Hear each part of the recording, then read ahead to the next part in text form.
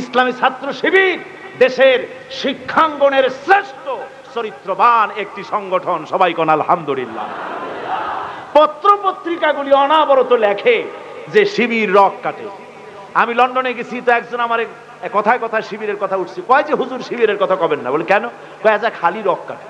বলে আশ্চর্য কথা, শিবিরের খায়ে খায়ে কাম নাই, খালি রক কাটে তারা, আপনি পাইলেন কিসে? কয় যে পত্রিকায় পাইছি। আমি তখন বললাম, দেখেন কোরআন শরীফের সূরা হুজুরাত 26 পারা, কোরআন শরীফে আল্লাহ পাক বলেছেন ফাসেক কর্তৃক পরিবেশিত খবরকে যাচাই না করে বিশ্বাস করো না। আজকে পত্র পত্রিকার কাজ, তাদের কাজ হচ্ছে অধিকাংশ, সব না, সাংবাদিকতা এক মহান পেশা। এই মহান পেশাকে অনেকে নিজের নিজস্ব চিন্তা এবং নিজস্ব দর্শন অনুযায়ী প্রতিপক্ষকে ঘায়েল করার জন্য হাবিজাবি তারা লেখে। ইসলামী ছাত্র শিবির রক কাটে না, গলা কাটে না, মিথ্যে কথা শিবিরের বিরুদ্ধে বলা হচ্ছে। ইসলামী ছাত্র শিবির বাংলার জমিনে কোরআনের রাজ কায়েম করার জন্য এ পর্যন্ত 48 জন নেতা এবং কর্মী শাহাদাতের নজরানা আল্লাহর দরবারে তারা পেশ করেছে।